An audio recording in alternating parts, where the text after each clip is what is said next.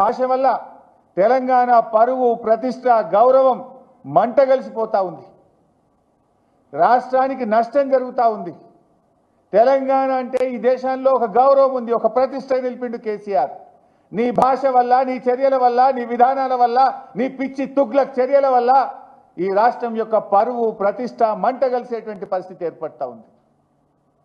నిన్న మేము శాసనసభలో శాసన మండలిలో కేసీఆర్ గారి పట్ల రేవంత్ రెడ్డి చేసిన అనుచిత వ్యాఖ్యలకు మేము వాకౌట్ చేసినాం. వాకౌట్ చేస్తే నిన్న మాట మార్చిండు. మీరు చూశారు అసెంబ్లీలో.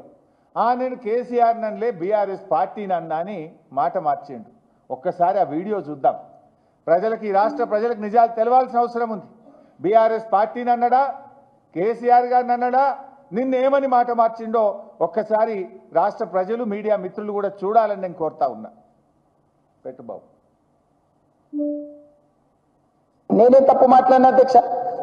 ఏమన్నా నేను ఆనాడు మీరు అధికారంలో ఉన్నారు, స్టేచర్ ఉండే, తర్వాత ప్రతిపక్షం స్టేచర్ అయిపోయింది, ఆ తర్వాత గుండు 0 వచ్చి 8 డిపాజిట్లు పోయినాక మార్చిరీలో పోయిందని అన్న అధ్యక్ష. నేనేమన్నా అధ్యక్ష, అందులో తప్పేముంది అధ్యక్ష?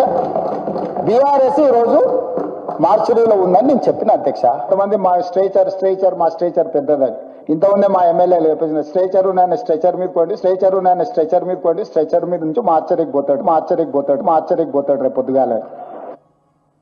ఇంత స్పష్టంగా మీరు చూసిండ్రు. స్ట్రేచర్ ఉన్న ఆయన స్ట్రెచర్ మీదకి పోయిండు, అక్కడి నుంచి మార్చురికి పోతాడు అని కేసీఆర్ గారిని ఉద్దేశించి ఏకవచనంతో డైరెక్ట్గా ఆయన యొక్క చావును కోరుకునే విధంగా రేవంత్ రెడ్డి మాట్లాడిండు. నిన్న సిగ్గు లేకుండా అసెంబ్లీలో ఏమంటాడు, మళ్ళీ మాట మార్చి, లేలే నేను కేసీఆర్ని అనలేదు, బీఆర్ఎస్ పార్టీని అన్నా.